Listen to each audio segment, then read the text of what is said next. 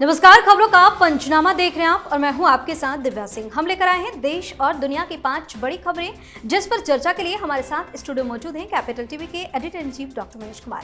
Doctor साहब, स्वागत है आपका। धन्यवाद। सबसे पहले एक नजर आज की टॉप हेडलाइंस पर। संसद भवन में हुई द साबरमती रिपोर्ट की special screening. PM Narendra Modi और ओम बिरला ने देखी फिल्म, पहले भी कर चुके हैं फिल्म की जमकर तारीफ।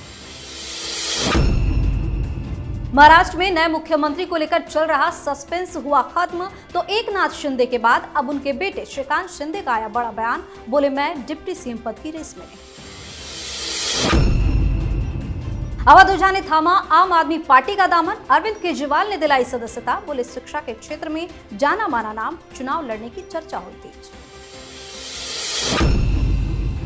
अडानी और संभल के मुद्दे पर विपक्ष ने संसद में किया हंगामा। स्थगित करनी पड़ी कार्यवाही, तो दिल्ली कूच पर अड़े किसानों ने मचाया तांडव। भारत से पंगा लेकर बुरी तरह से फंस गया बांग्लादेश। निकल रही मोहम्मद यूनुस की सारी हेकड़ी। त्रिपुरा राज्य ने 135 करोड़ बकाया चुकाने का दिया अल्टीमेटम। सबसे पहली खबर में बात पीएम मोदी की। प्रधानमंत्री नरेंद्र मोदी और लोकसभा स्पीकर ओम बिरला ने आज चर्चित फिल्म द साबरमती रिपोर्ट देखी। पीएम मोदी के लिए संसद में बाल योगी ऑडिटोरियम में इस फिल्म की स्पेशल स्क्रीनिंग हुई। बता दें कि पिछले दिनों प्रधानमंत्री नरेंद्र मोदी ने फिल्म द साबरमती रिपोर्ट की तारीफ की थी। पीएम मोदी ने इस फिल्म के बारे में कहा था कि यह घटना के पीछे की सच्चाई को उजागर करती है। नकली कहानी केवल सीमित समय तक ही चल सकती है। बता दें कि यह फिल्म गुजरात हिंसा पर आधारित है। इस फिल्म को काफी सराहना मिली है और न सिर्फ पीएम मोदी ने ही बल्कि अमित शाह ने भी तारीफ की। इसके साथ ही कई बीजेपी शासित राज्यों ने द साबरमती रिपोर्ट को टैक्स फ्री भी कर दिया है। आज पीएम मोदी ने फिल्म देख ली। देखिए, बिल्कुल हकीकत तो हकीकत है। कुछ दिनों के लिए आप उसको परेशान कर सकते हैं, लेकिन परास्त नहीं कर सकते। ये जो गोधरा में कांड हुआ, एक मुस्लिम भीड़ ने हिंदुओं से भरे, कार सेवकों से भरे हुए पूरे बॉगी को ही आग लगा दी। और उस समय की तथाकथित सेकुलर सरकार, उन्होंने कोई बनर्जी कमीशन बिठा दिया था। इस लालू यादव ने हिंदुओं की मौत का तमाशा बनाया था इन लोगों ने। और ये कहा गया सेकुलर पत्रकारों के द्वारा कि आग अंदर से ही लगा दिया था। ये कार सेवकों ने खुद ही आग लगाई थी। बाहर जो भीड़ नजर आ रही थी वो तो शांति दूत थे, बचाने आए थे। और प्रधानमंत्री मोदी को 2002, क्योंकि इस गोधरा कांड के बाद से ही गुजरात में दंगे हुए, और प्रधानमंत्री मोदी के इमेज को और प्रधानमंत्री को पर्सनली 2002 से अभी तक इसी घटना के आधार पे ये पत्रकार, ये कांग्रेस पार्टी, ये सेकुलर पार्टियां, ये सब के सब वो कटघरे में खड़ा करते हैं। कोर्ट से उनको बिल्कुल बेदाग बरी किया गया। एक मुख्यमंत्री रहते हुए जो एसआईटी बनी सुप्रीम कोर्ट की निगरानी में, उसके सामने 8-8, 9-9 घंटे लगातार वो सवालों का जवाब देकर के आए। कभी वहां पे हंगामा नहीं किया। तो सच सामने आया है और बहुत सारे लोगों को इस फिल्म से मिर्ची लग रही है। इतनी मिर्ची लग रही है कि वो कह रहे भाई प्रोपेगेंडा फिल्म है। हकीकत क्या है कि इस फिल्म को बाकायदा जो तमाम कमीशंस बने, जो इन्वेस्टिगेशन हुआ, उसके आधार पे सच दिखाने की कोशिश की गई है इस फिल्म में। इसलिए प्रधानमंत्री मोदी के लिए ये सब्जेक्ट बहुत ही, इसको कह सकते हैं, पीड़ादायक है। और इसलिए उन्होंने तारीफ भी की फिल्म की, क्योंकि फिल्म में सच्चाई दिखाई गई है। और आज उन्होंने खुद इस फिल्म को देखा है। जी, वहीं महाराष्ट्र में नए मुख्यमंत्री को लेकर चल रहा सस्पेंस अब खत्म हो गया है। महायुति की बैठक में साफ हो गया कि महाराष्ट्र का अगला सीएम कौन होगा। जानकारी के मुताबिक नए मुख्यमंत्री के तौर पर देवेंद्र फडणवीस का नाम तय हो गया है। बीजेपी में सरकार बनाने को लेकर हलचल तेज है। गौर करने वाली बात यह है कि एकनाथ शिंदे पहले ही कह चुके हैं कि मुख्यमंत्री को लेकर पीएम नरेंद्र मोदी और गृह मंत्री अमित शाह जो फैसला लेंगे वो मंजूर होगा। ऐसे में शिंदे के बेटे को उप मुख्यमंत्री बनाए जाने की चर्चा जोर पकड़ चुकी है। लेकिन श्रीकांत शिंदे ने सोशल मीडिया पर पोस्ट के जरिए खुद को उप मुख्यमंत्री के पद की रेस से अलग कर दिया है। उन्होंने कहा कि महायुति सरकार के शपथ ग्रहण समारोह में थोड़ी देरी हुई है और वर्तमान में इसको लेकर काफी चर्चा और अफवाहें भी सामने आ रही है। मेरे उप मुख्यमंत्री बनने की सभी खबरें निराधार है। क्या लग रहा है कि शिंदे के बेटे को क्यों सामने आना पड़ा और चीजों को क्लियर करना पड़ा? वो इसलिए करना पड़ा क्योंकि उन्होंने पहले मना किया कि मैं डिप्टी सीएम नहीं बनूंगा। भारतीय जनता पार्टी ने कहा कि नहीं, आपको तो बनना पड़ेगा। तो उन्होंने कहा कि नहीं, मेरी जगह कोई और बनेगा। भारतीय जनता पार्टी ने पूछा कि भाई कौन बनेगा, तो ये निराधार नहीं है। आपने ये कहा कि भाई मेरा बेटा बनेगा, भारतीय जनता पार्टी ने उस पर ऑब्जेक्शन कर दिया, जिससे नाराज होकर के आप चले गए। तबीयत खराब हो गई, आप सतारा चले गए। सतारा आप चले गए। जब ये समझ में आई बात कि अब तो बनना ही पड़ेगा, तो फिर आप एग्री कर रहे हैं, डिप्टी सीएम के पद पे आप आ रहे हैं। तो डिप्टी सीएम तो एक ही बनेगा ना। बेटे को क्यों सामने आना पड़ा? बेटे को इसलिए सामने आना पड़ा क्योंकि जैसे ही शिंदे गुट के अंदर यह खबर आई कि शिंदे साहब अपने बेटे को आगे कर रहे हैं, पार्टी टूट के कगार पे आ गई। पार्टी टूट के कगार पे आ गई क्योंकि लोगों ने कहा कि भाई हम तो उद्धव ठाकरे से इसलिए वापस आए क्योंकि वो और आदित्य ठाकरे अपना बाल माने पिता और पुत्र जो है वो पार्टी में अपनी चला रहे थे, तो वहां से आए। फिर यहां पे वो कहते भाई ताड़ से गिरे खजूर पे अटके। तो इन सब चीजों को दूर करने के लिए, सारे कंफ्यूजन को दूर करने के लिए, क्योंकि अब कौन मुख्यमंत्री का शपथ लेगा ये भी अब अमित शाह तय कर रहे हैं।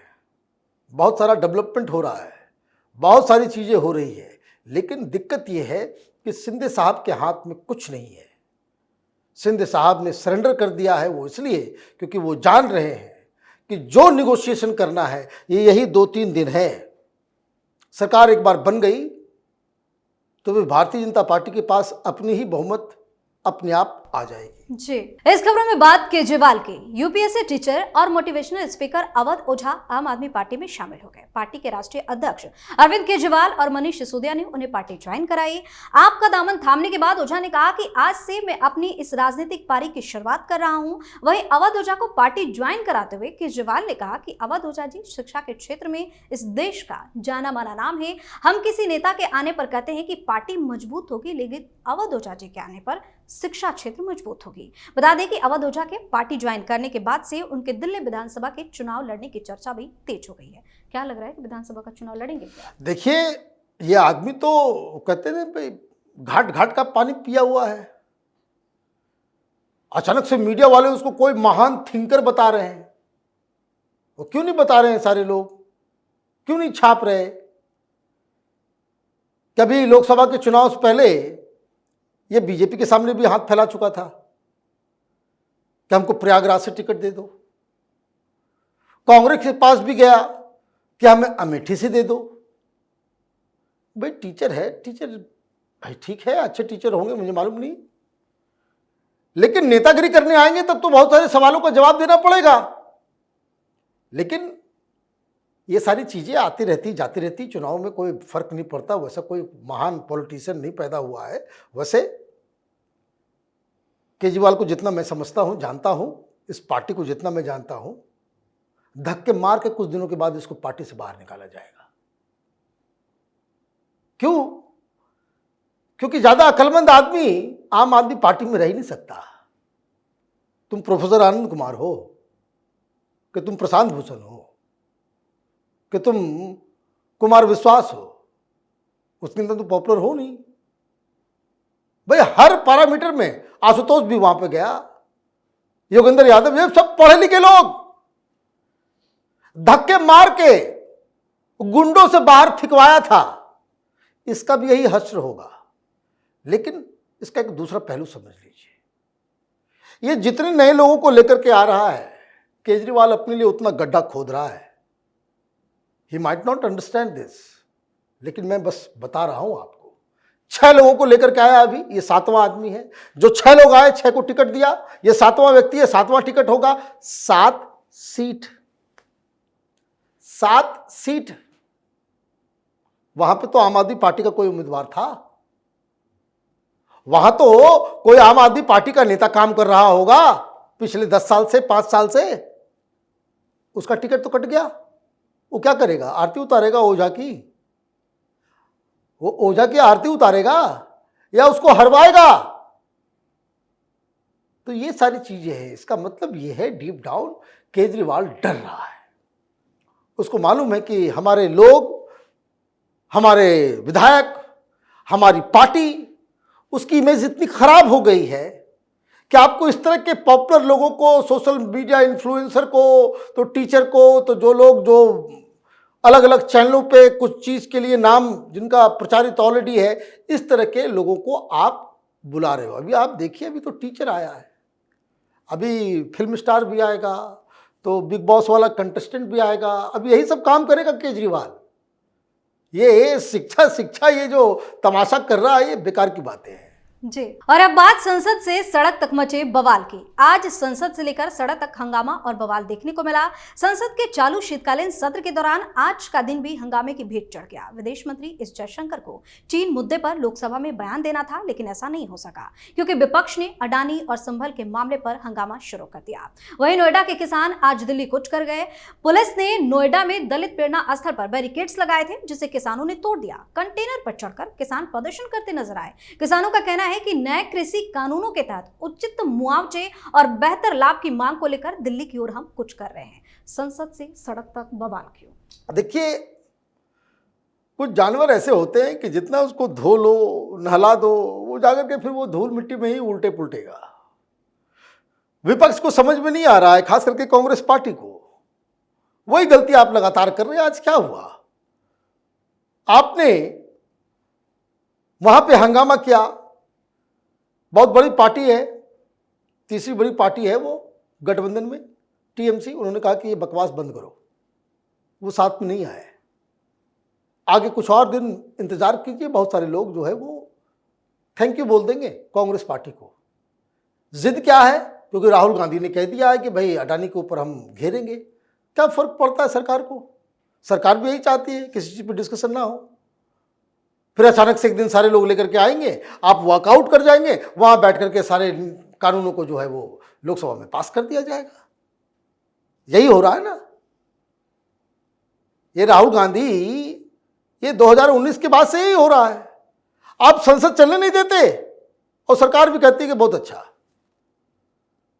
सवेरे सवेरे जाओ, आधे घंटे में जो है वहां से निवृत्त हो जाओ, फिर आराम से दिल्ली में जो है आप अपने दोस्तों से मिलिए, क्लब जाइए, 5 स्टार होटल में एंजॉय कीजिए। पार्लियामेंट में तो काम होगा नहीं। और जिस दिन एक दिन जो है तय कर लेंगे कि भाई अब जो काम बचा हुआ है, 30-40 कानून को लेकर के आना है, बस उसको एक दिन इकट्ठा करेंगे, सब ध्वनि मत से पास हो जाएगा, ना डिस्कशन होगा, ना डिबेट होगा। तो किसका नुकसान हो रहा है इसमें? विपक्ष की बात तो कभी आती नहीं। तो नुकसान तो विपक्ष का ही है। इसलिए मैंने कहा कि you have to rethink your politics. जनता बार बार आपको सबक सिखा रही है, फिर भी आप सीखने को तैयार नहीं हो। फिर जाकर के वही काम, फिर धूल मिट्टी में ही उलटना पुलटना है आप। अब नया सुगुफा केजरीवाल ने छोड़ा है। ये जो किसान आंदोलन हो रहा है, ये तो देखिए, ये आंदोलन जीवी समय, माल दो आंदोलन शुरू हो जाएगा। माल दो आंदोलन शुरू हो जाएगा। आप देखिए, सारे लोग जितने बड़े बड़े किसान नेता आए थे, कोई बोलता है वो क्या कहते थे भाई, अन्नदाता कर रहे थे। ये सब चुनाव लड़े जाकर के सबकी जमानत जब्त हो गई। तो जब चुनाव आता है, जब संसद शुरू होता है, कोई पॉलिटिकल पार्टी उसको स्पॉन्सर कर देती है। टेक्निक क्या है? टेक्निक ये है कि दिल्ली में भगदड़ मचाओ, दिल्ली की जनता को परेशान करो। तो परेशान करोगे और दूर से बस इंजॉय करो अरविंद केजरीवाल, ताकि दिल्ली की जनता इस बात से परेशान रहे कि भाई ट्रैफिक जाम हो रहा है, ये हो रहा है, मोदी सरकार जो है वो किसी चीज़ों को हैंडल नहीं कर पा रही है। दिस इज ओनली ऑब्जेक्टिव क्योंकि इनकी जो मांगे हैं उसका संसद से क्या लेना देना है।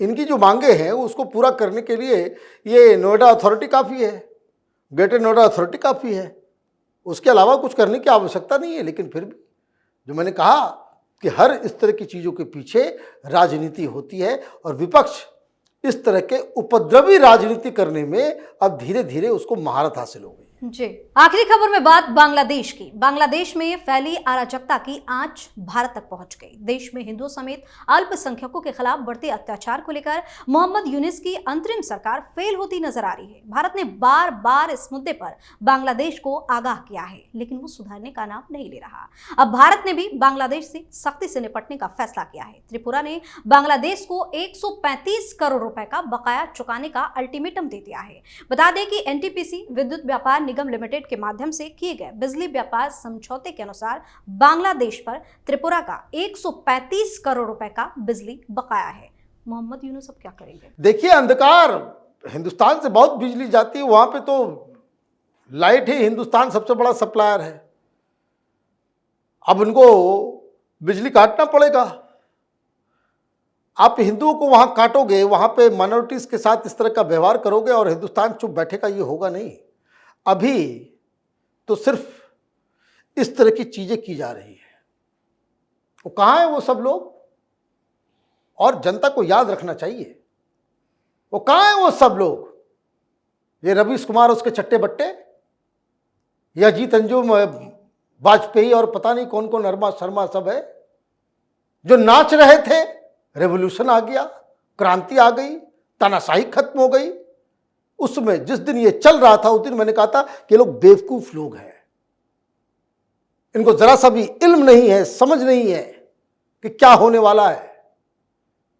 जिस दिन ये बवाल मच रहा था उस दिन मैंने कहा था कि 3 महीना इंतजार कीजिए, situation will go out of hand.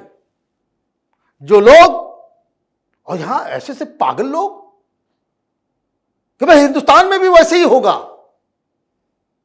ये कह रहे थे ना, ऐसा ही करना है, ऐसे ही होना चाहिए।